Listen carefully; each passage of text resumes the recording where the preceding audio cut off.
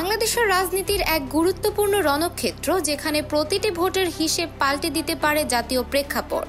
সেই নারায়ণগঞ্জের আকাশে বাতাসে এখন একটাই গুঞ্জন, আসন্ন নির্বাচনে জাতীয়তাবাদী দল বিএনপি থেকে কে হতে যাচ্ছেন সেই সোনার হরিণ, অর্থাৎ দলের বহু প্রতীক্ষিত মনোনয়নের অধিকারী। চায়ের কাপের ঝড় থেকে শুরু করে দলের সর্বোচ্চ মহল পর্যন্ত সর্বত্রই এখন চলছে চুলচেরা বিশ্লেষণ আর চাপা ফিসফাস। তবে লন্ডন ও দলের কেন্দ্রীয় নির্ভরযোগ্য সূত্র থেকে পাওয়া কিছু চাঞ্চল্যকর তথ্য ইঙ্গিত দিচ্ছে এই মনোনয়ন নাটকের অবসান হতে চলেছে খুব শীঘ্রই। বাংলাদেশের অর্থনীতিতে গুরুত্বপূর্ণ রূপগঞ্জ উপজেলা নিয়ে গঠিত নারায়ণগঞ্জ এক আসনটি ছিল হেভি ওয়েট প্রার্থীদের আকর্ষণের কেন্দ্রবিন্দু। ৫ আগস্টের পর মুস্তাফিজুর রহমান ভূঁইয়া দীপুর নাম সবচেয়ে বেশি শোনা যাচ্ছিল এবং অনেকেই ধারণা করেছিলেন তিনিই পেতে যাচ্ছেন এই আসনের রাজমুকুট। কিন্তু জুলাই অভ্যুত্থানের পর আওয়ামী লীগের বিভিন্ন নেতার সম্পত্তি রক্ষার জন্য তার চেষ্টার বিষয়ে বারবার অভিযোগ এবং নারায়ণগঞ্জের গডফাদার খ্যাত শামীম ওসমানের সঙ্গে তার সুসম্পর্কের অভিযোগের ফাইল দলের সর্বোচ্চ শীর্ষ নেতৃবৃন্দের কাছে জমা হওয়ায় তিনি মনোনয়ন দৌড় থেকে ছিটকে পড়েছেন বলে জানা গেছে। বিষয়টি আন্দাজ করতে পেরে তিনি সম্প্রতি বারবার দলীয় বিভিন্ন কেন্দ্রীয় নেতৃবৃন্দকে রূপগঞ্জে এনে সমাবেশ করছেন। তবে দলীয় বিশ্বস্ত সূত্র বলছে ইতিমধ্যেই এই আসনের জন্য কাজী মনিরুজ্জামান মনিরকে প্রার্থী হিসেবে চূড়ান্ত করা হয়েছে।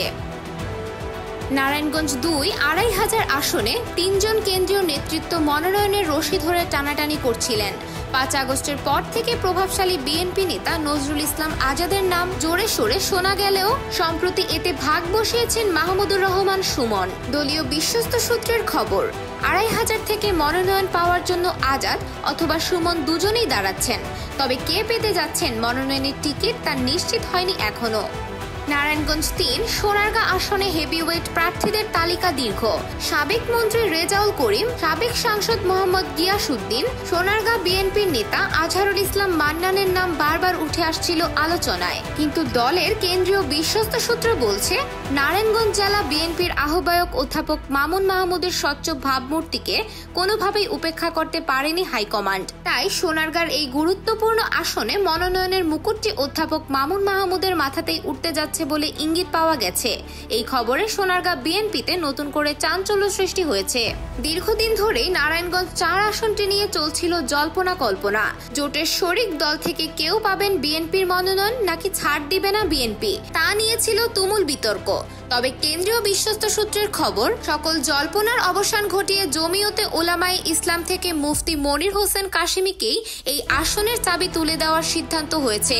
দলের অভ্যন্তরীণ সূত্রের দাবি, আন্তর্জাতিকভাবে শক্তিশালী লবিং এর কারণেই মনির হোসেন কাশিমির প্রার্থিতা চূড়ান্ত হয়েছে। এই সিদ্ধান্ত স্থানীয় বিএনপিতে মিশ্র প্রতিক্রিয়া সৃষ্টি করলেও জোটের ভবিষ্যৎ সমীকরণে এর প্রভাব সুদূর প্রসারী হতে পারে বলে মনে করছেন রাজনৈতিক বিশ্লেষকরা।